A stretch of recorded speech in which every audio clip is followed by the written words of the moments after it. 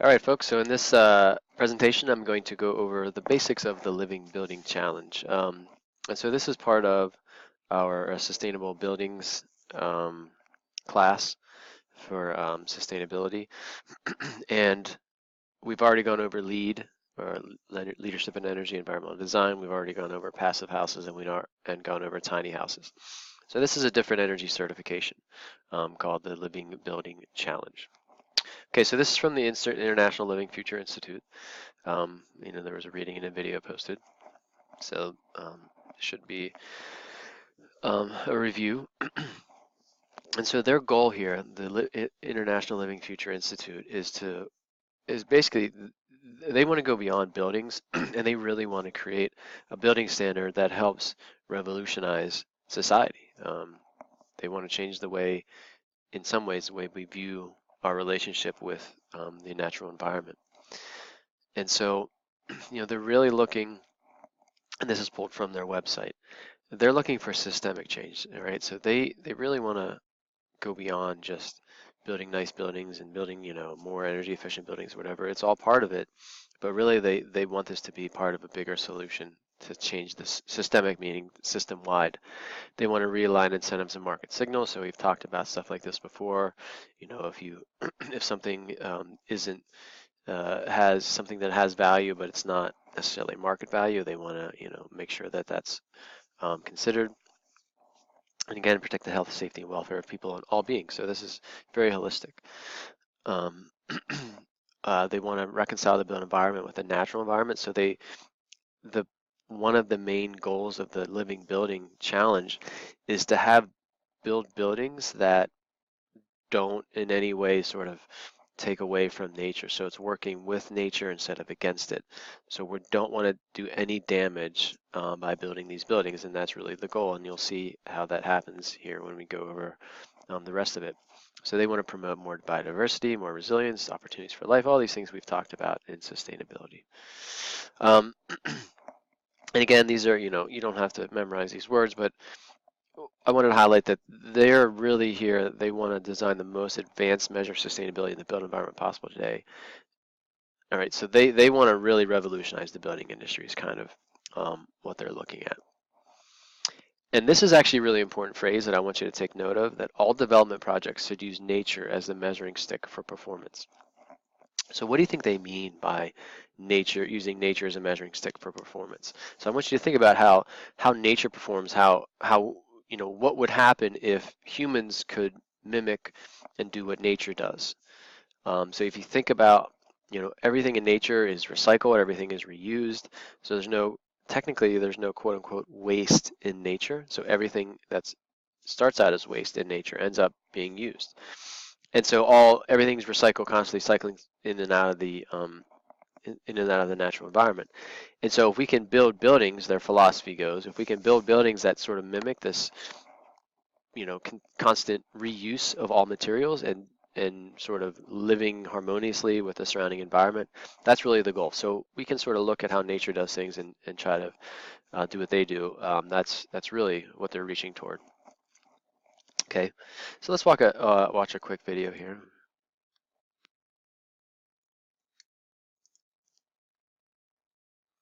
So this is from the Living Building Challenge, folks.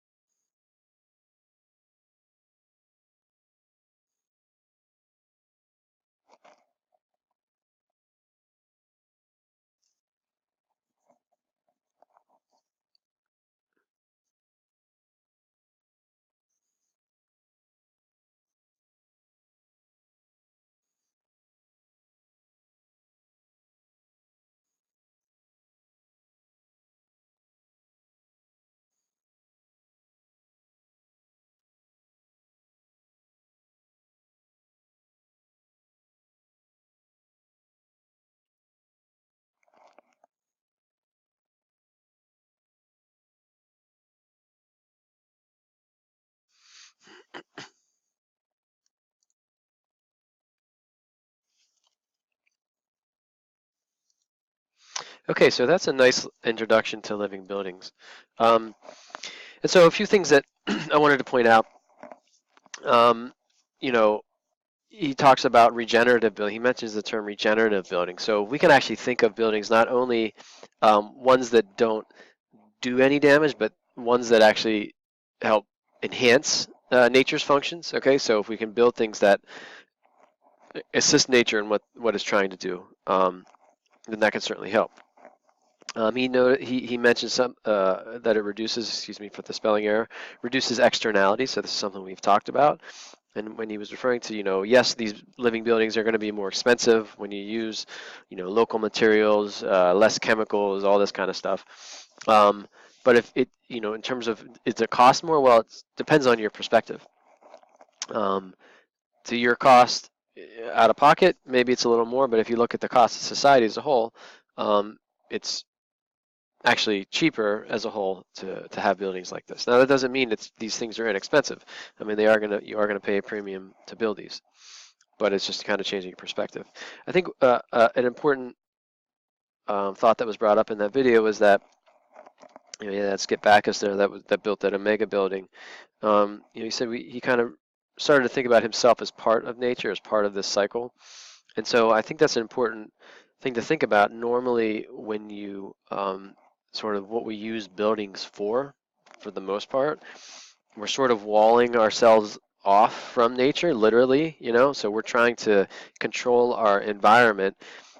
And what that in essence is doing is fighting what the natural environment's doing, okay? And so we're sort of walling ourselves off, we're separating ourselves from nature and controlling our conditions. And so one of the aspects of living buildings that's important is you're sort of, since you are trying to do as much as you can to integrate yourself into the local environment and to use natural materials, you're using, solar energy, as he mentioned. So you sort of start to feel like you are part of natural processes and not fighting against these natural things. And again, remember, with living buildings, they want to change the way people view buildings, but also be part of a bigger change in society. And so, their philosophy is, well, that can partially stem from living in a building in which you feel like you are part of nature and not so much separating yourself from it. So they really like the flower as a symbol. So I want you to think about, why do they use the flower as a symbol? And he did mention this in the video. And so as he said, the reason they like the flower, he said, wouldn't it be great if our buildings could be like flowers and use only solar energy and only use the water that fell on it or in the immediate area. So that's actually that thought process, that design principle is integrated into the Living Building Challenge. So let's look at those principles. So the three main principles are net zero energy, net zero water, and no red listed products. So net zero energy just means any energy that you use throughout the year, you have to generate an equal amount from your building. With net zero water, that means same principle. Any water that you use in your building throughout the year, you have to capture and gather at least that much throughout the year as well. No red listed products just basically means nothing toxic. Okay. So you can't use any overall more energy than you generate, you can't use any more water than you capture, and you can't use anything toxic. That's all right, what that boils down to. So 2 rules govern the standard. All imperatives assigned to typology are mandatory. This is kind of a fancy way of saying you have to do everything that Living Building Challenge requires. So in other words, you have to satisfy all things. It's not like LEED where you can pick and choose, you have to do everything. And I'll go over this example in a second. But also, your certification is based on actual rather than modeled performance. And they actually measure for 12 consecutive months. So I want you to think about how that's different from LEED. With Living Building Challenge, you have to do absolutely everything in the standard, otherwise you don't get the certification. And also, you don't get the certification until a year after you actually are using the building. And if you remember, with LEED, you can pick and choose your points. So you could ignore solar energy, you could ignore energy efficiency, you could ignore water sustainability, and you could still get your LEED certification. Okay, so you can pick and choose. Also, you get your LEED certification before you even move into the building. So that's a really important difference. So let's look at these the petals, as they call them in the LVC. So you have to satisfy all of these, okay? So every single aspect, the site, right? So the site meaning where the building is built, so coexistence with nature. Water is an essential consideration. Energy is relying only on current solar income, so you have to use renewable energy. This could include things like wind. It's not just solar, photovoltaic, but all the other energy sources come from the sun. Anyway, renewable energy basically. Um, Actually, they look at human health. So LEED, you can consider this, but you don't have to consider human health. Materials, really important. Safe through species through time. In other words, you don't use anything toxic, nothing that can damage the environment. There's all kinds of toxic chemicals in the standard building, including many quote-unquote sustainable buildings. Equity is actually considered. This is sort of groundbreaking. I mean, that you actually consider sustainability so holistically that you're considering equity, right? One of our 3 E's. And then beauty, they have, standards for beauty. And so if you actually look, there's actually a link to a video here, so you can feel free to look at that if you'd like to. It's posted on the PowerPoint. So this is actually the matrix. I'm not going to go over everything here, but this just tells you those. So these are all your different petals, right? So site, water, energy, health, materials, equity, and beauty. So depending on which type of a certification you're going for, so you can do like renovation, landscape, and architecture. This is just straight up building, and this is if you can actually do a living neighborhood. Okay.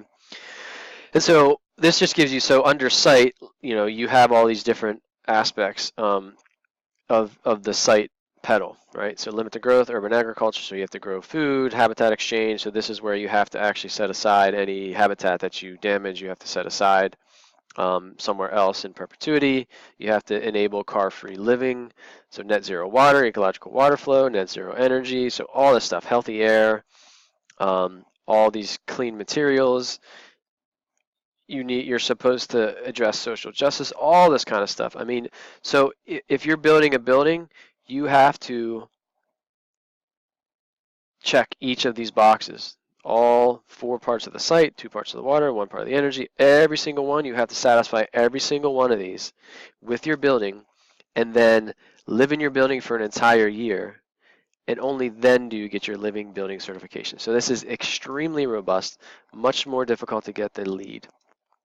Okay, now LEED is good, it's better than nothing, and some LEED buildings are wonderful, but this, you cannot get a living building certified certification without being extremely conscientious, extremely thorough. I mean, your building is about as sustainable as you can get if you actually get the certification. So there are a few buildings that have certification. Here's one. So this is just a nice school in Hawaii, about 6,000 square feet. And you can view these. You can go to Living Building Institute online and look at some other examples. But I'm going to click on this energy flow chart. So this actually shows how the energy is flowing through, how they utilize the surrounding environment. So you can see this is the dominant winds. So they actually have designed, if you notice this design here, you see it looks the same. See that this has this funny roof, right? So the wind is coming in from this way, and they actually utilize the wind around it. So you can see that shape. So they actually use the wind to help cool the building, and there's actually some ventilation here, south-facing roof. So all the passive house principles they utilize, you're pretty much going to have to use passive house principles in order to make it net zero energy. Now they have water storage, so they're capturing water, and so these buildings are, they do exist. There are some buildings out there, and you can make them any size and scale and so forth. Okay, so that does it for the Living Buildings Challenge discussion and concludes the Sustainable Buildings lesson.